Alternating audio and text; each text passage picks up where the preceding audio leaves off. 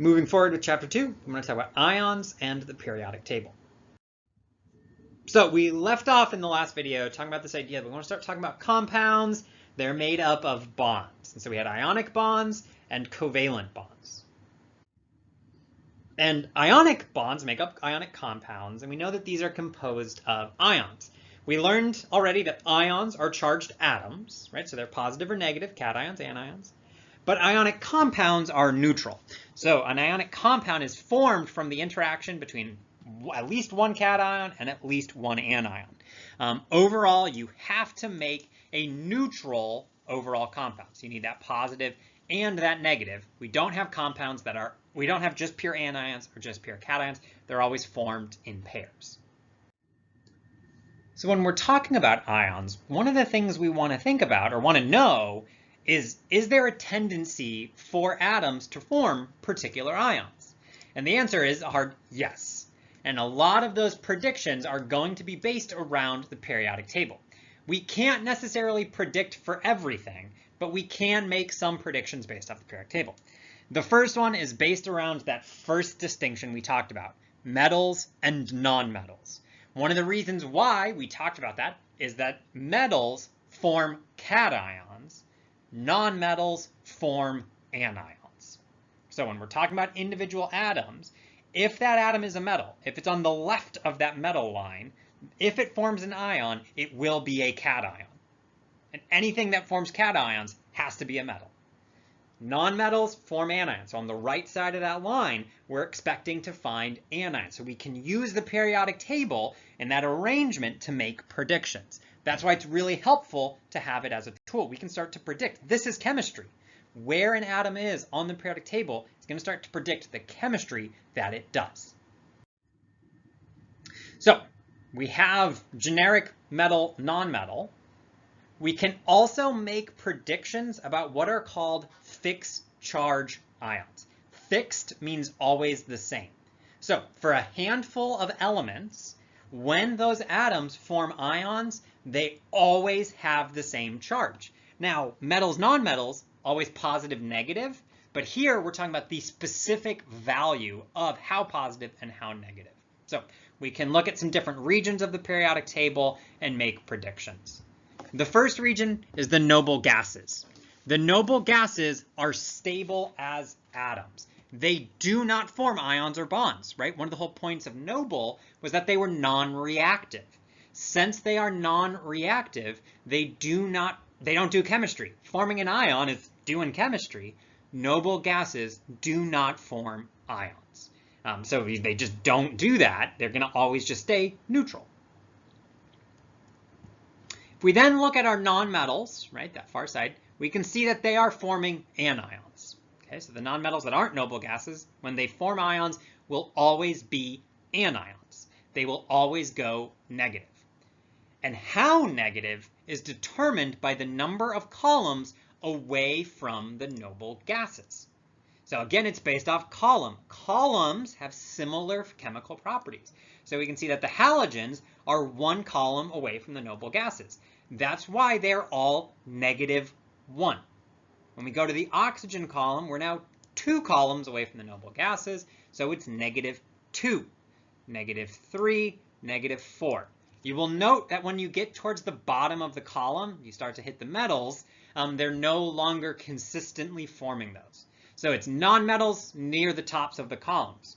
You can also start to see why halogens and noble gases have their own name, because all of the atoms in those columns are consistent. They all have consistent, either in the noble gases, no ions, and in the halogens, -1 for the charge. If we look to the other side, the alkali metals and the alkaline earth metals, because they are metals, they form cations. All metals always form cations, but the first 2 columns are fixed charge. Okay? The alkali metals, because they're column 1, go +1. The alkaline earth metals, because they're column 2, go +2. So the size of how positive they go is based on the number of the column that they are. So the edges of the periodic table, kind of the far right and the far left, we can be consistent and we can predict the charge based off the column that that element is in. Unfortunately, there's a handful of other metals that are always cations. In this case, we can just know that they're metals, so they will be cations. But silver is always +1, zinc is always +2, and aluminum is always +3. When it comes to the periodic table, we can kind of explain and justify it based on some stuff we'll learn towards the end of the semester. But for now, this will be something you just want to memorize. You want to memorize that silver is always +1, zinc is always +2, and aluminum is always +3. So these are fixed charge metals. This is going to be what their charge always is. You can kind of see that they're in a zigzag right there. If you just memorize aluminum 3 and then kind of count down, you'll see zinc. You can see that you're going, you go do do. So that kind of stepped pattern, but those are in fact fixed charge metals. Got to just learn those. You can't really use the periodic table, but you don't need to memorize rubidium, because rubidium is you just need to memorize the alkali metals, R+1, and be able to find Rb on the periodic table. So with that in mind, we want to be able to predict ions for our elements. And obviously, we didn't talk about a lot of the periodic table because you can't. But in this case, we want to be able to predict for those elements that are near the edges of the table. So what ion is Br likely to form? If we want to predict ionic charge, the first thing is always find it on the periodic table. Right, there's that handful, aluminum, zinc, silver, you just kind of learn those. But in this case, bromine, we can find it, Br bromine, it's right here. Okay, so one of the things we can see, it's a nonmetal. So right away, we would expect it to become an anion. It's going to go negative. Okay, so we know it's going to go negative. So the question is, how negative? And we can figure out how negative based on the column it's in. Bromine is in group 7A, so we can see that it is 1 away from being a noble gas. You can literally count 1, right? And so because you're counting 1 away, we know it's going to be negative, so it's -1. Everything in group 7A goes -1. Everything above bromine, everything below bromine. So they would all be -1. Once you know what column it's in, you're done for figuring out the ionic charge. Okay, so let's do Ca. Okay, Ca is right here. Okay, so once I find Ca, if I want to know what ion it's in, I can see that it's a metal, and this periodic table has a blue background. So because it's a metal, that means it's going to be a cation. I know the charge will at least be positive, so we could get that far. Partial credit's great, so if you get a positive on there, you're good to go. That's something. So then the question is, how positive? And in this case, again, it's counting. And we can see that we're in group 2A. It's all about what group is that ion in. So because calcium's in group 2, and in this case, because it's a metal, on that side, we're just counting 1, 2, calcium has a charge of +2.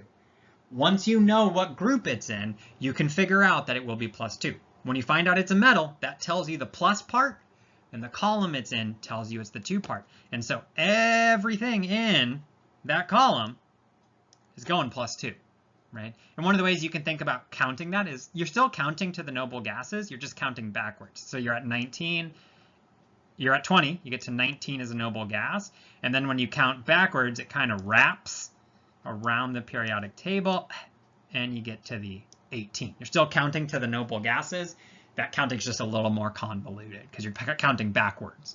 So 19, 18, that's 2 steps to get back to the noble gases. Because remember, they don't form ions. So when other things form ions, it's to become a noble gas, like a noble gas.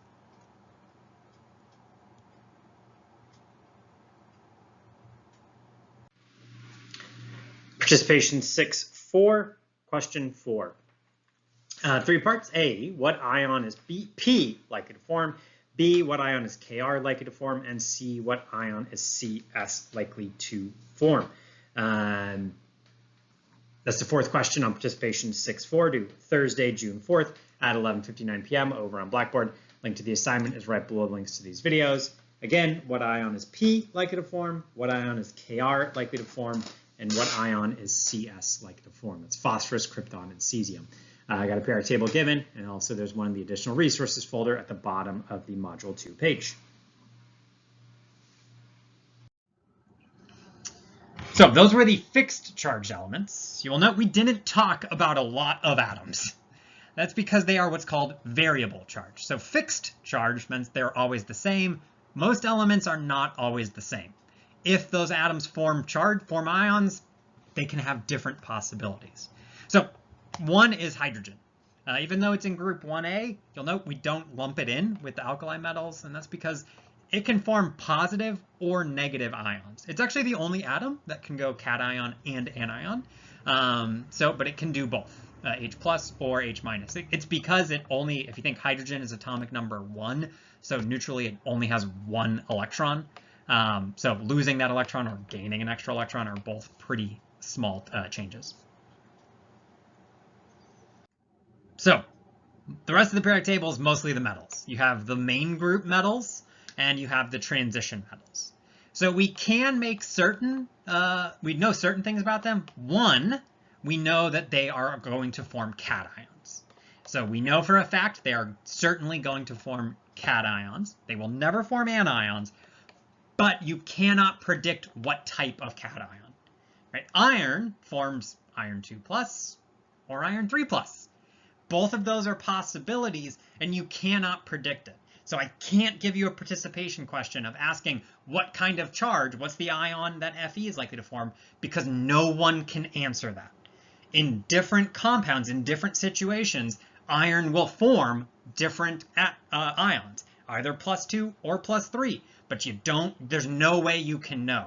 So you can't predict it, I can't predict it. I would never ask you what ion is iron going to form. Now you can predict that it's going to form a cation. So because it's a metal, and we want to be able to do that, but that's going to be the extent of it. The book talks about likely charges of variable metals. I do not expect you to know that. I do not expect you to know iron really only does go +2 or +3. That's the most likely things that you find it in. And you can know those things, but that's just pure memorization. It isn't really super important. So you do not need to learn those likely charges. You don't need to know what copper tends to form or rhodium tends to form. You just need to know that they can form different charges, and there's no way to predict what it is because there's two possibilities. Okay, another question on participation 6.4 in this video. A couple more videos left on this set. Looking for more questions. See you there.